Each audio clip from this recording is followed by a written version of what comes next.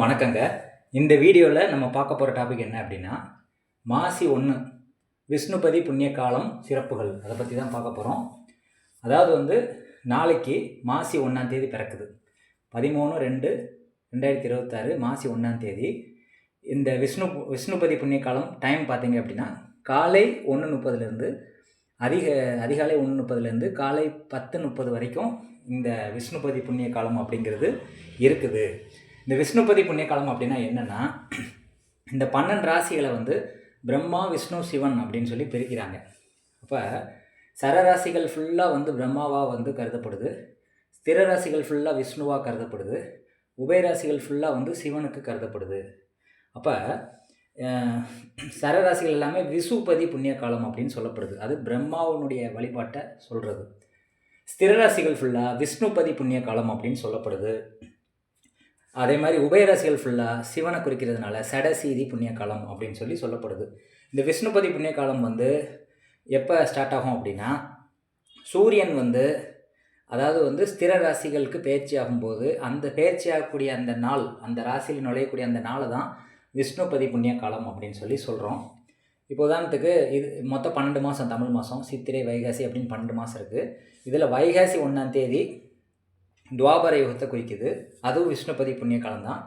ஆவணி 1 அது ஒரு ஸ்திர ராசி, சிம்ம ராசி தான். ஆவணி 1ஆம் தேதி சூரியன் ஆவணி 1ஆம் தேதி சிம்ம ராசியில் நுழையும், அது கிருதா யுகத்தை குறிக்குது. கார்த்திகை 1ஆம் தேதி விருச்சிக ராசியில் நுழையும், அது திரேதா யுகத்தை குறிக்குது. மாசி 1ஆம் தேதி கலியுகம் அப்படின்னு சொல்லி இதில் குறிப்பிடப்பட்டிருக்கு. இந்த ஸ்திர ராசிகள் 4 ஸ்திர ராசிகளை தான் விஷ்ணுபதி புண்ணிய காலம் அப்படின்னு சொல்லி சொல்லப்படுது.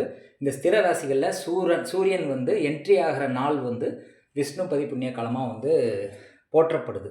இதில் என்ன சிறப்பு அப்படின்னா, அதாவது ஏகாதேசி அன்னைக்கு, வைகுண்ட ஏகாதேசி அன்னைக்கு நீங்கள் விஷ்ணுவை வணங்குறீங்கள, அதை விட பல மடங்கு பலனை இந்த விஷ்ணுபதி புண்ணிய காலத்தில் வணங்கும் போது உங்களுக்கு கிடைக்கும் அப்படின்னு சொல்லி சாஸ்திரங்கள் சொல்லுது.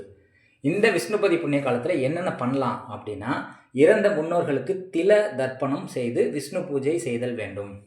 தில தர்ப்பணம், முன்னோர்களுக்கு தில தர்ப்பணம் கொடுக்கலாம் இந்த நாளில். அதாவது நாளைக்கு மாசி 1ஆம் தேதி கொடுத்துட்டு விஷ்ணு பூஜை பண்ணணும் அப்படின்னு சொல்லி சொல்லப்படுது.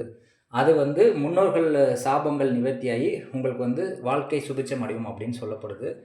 இந்த வழிபாடு எப்போ பண்ணணும் அப்படின்னா, காலை 10:30 மணிக்குள்ளே போயிட்டு கோயிலுக்கு போயிட்டு நீங்கள் வணங்கணும். 10:30 மணிக்குள்ளே போயிட்டு வந்துடணும். அப்போ நீங்கள் காலையில் ஒரு 6 மணிக்கு போனால் கூட ஓகே தான். என்ன பண்ணணும் அப்படின்னு சொல்கிறாங்கன்னா, பெருமாளின் கருவறையை கொடிமரத்தோடு சேர்த்து 27 முறை வலம் வர வேண்டும்.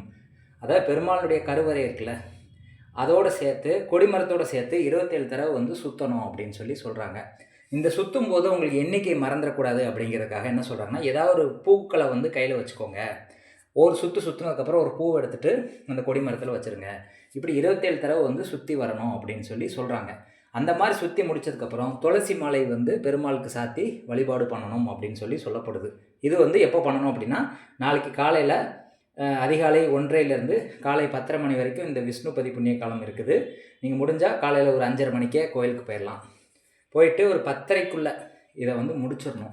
அப்படி நீங்கள் பண்ணும்போது என்னாகும் அப்படின்னா, பல ஜென்மங்களுடைய பாவம் உங்களுக்கு நிவர்த்தி ஆகுது. பாவங்கள், சாபங்கள், திருமண தடைகள், தொழில் தடைகள், நோய் நொடியில் உள்ளவங்க, அதே மாதிரி வருமான தடை, அதே மாதிரி என்ன மாதிரி தடை இருந்தாலும், அதாவது அன்பு இல்லாமல் இருக்கிறது, எப்பயும் கோவப்படுறது, அந்த மாதிரி பிரச்சனைகள் உள்ளது, கடன் பிரச்சனை உள்ளவங்க, இந்த மாதிரி எந்த விதமான தீர்க்க முடியாத பிரச்சனைகளில் இருக்கிறவங்க இந்த டைமில் போயிட்டு நாளைக்கு போங்க, விஷ்ணு கோயிலுக்கு போயிட்டு அதாவது கருவறையோடு சேர்த்து அந்த கொடிமரத்தையும் சேர்த்து 27 தடவை சுற்றி வரணும்.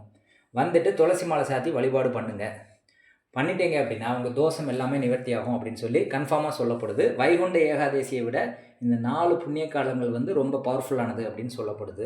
நீங்கள் கோரிக்கை வச்சிங்க அப்படின்னா அந்த கோரிக்கை எப்போ நிறைவேறும் அப்படின்னா, 3 விஷ்ணுபதி புண்ணிய காலங்கள் முடிகிறதுக்குள்ளே உங்கள் கோரிக்கையை விஷ்ணு நிறைவேற்றுவார் அப்படின்னு சொல்லி இதில் சொல்லப்பட்டிருக்கு.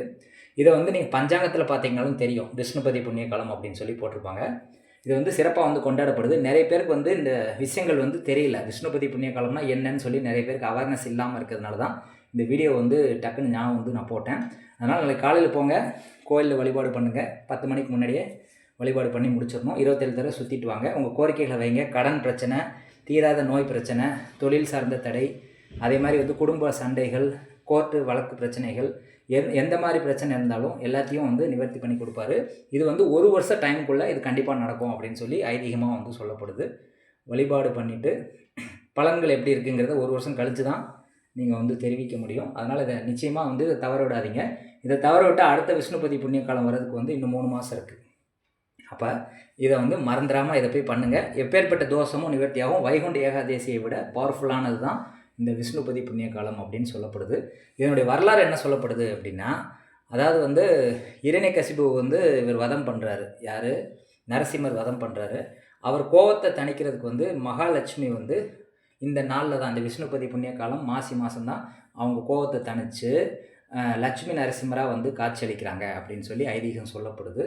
அதனால் வந்து லட்சுமி நரசிம்மர் வழிபாடும் சிறப்பானது. இந்த நாளில் தான் வந்து லட்சுமி நரசிம்மர் சேர்ந்து வந்து காட்சி அளிப்பாங்க அப்படின்னு சொல்கிறாங்க. அதனால் லட்சுமி நரசிம்மர் வழிபாடும் நீங்கள் பண்ணலாம். அதே மாதிரி மகாலட்சுமி ஸ்தோத்திரங்களும் வந்து வீட்டில் வந்து நீங்கள் பண்ணலாம். அது மாதிரி விளக்கேற்றி மகாலட்சுமி வழிபாடு பண்ணலாம். விரதம் இருக்கிறவங்க வந்து நாளைக்கு அந்த விஷ்ணுபதி புண்ணிய காலத்தில் வந்து விரதம் இருக்கிறது சிறப்பானது அப்படின்னு சொல்லி சொல்லப்படுது. இத்தனை சிறப்பான ஒரு நல்ல விஷயத்தை வந்து விட்டுறாதீங்க.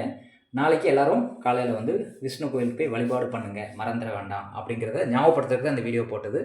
நீ போடணுங்கிற ஐடியா இல்லை வீடியோ இருந்தாலும் இந்த விஷ்ணுபதி புண்ணிய காலம் சிறப்புகளை வந்து போடணும் அப்படிங்கிறதுக்காக தான் இந்த டாபிக் எடுத்து போட்டது.